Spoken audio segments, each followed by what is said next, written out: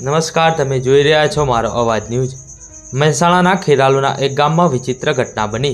ખેરાલુના એક ગામમાં 50થી વધુ મહિલાઓને લોન મુદ્દે નોટિસ ફટકારવામાં આવી।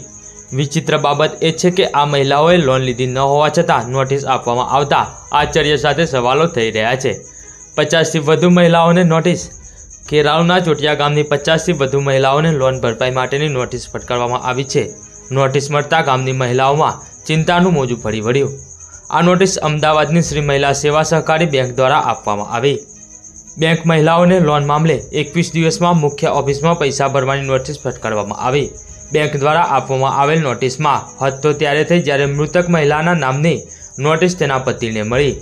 કોરોના મહામારીમાં આ મહિલાનું મોત નીપજ્યું હતું અને નોટિસમાં આ મહિલાએ વર્ષ 2023માં લોન લીધી હોવાનું દર્શાવાયું છે। તો સવાલ એ થાય છે કે આખરે મહિલાના નામે 2023માં કોણે લોન લીધી?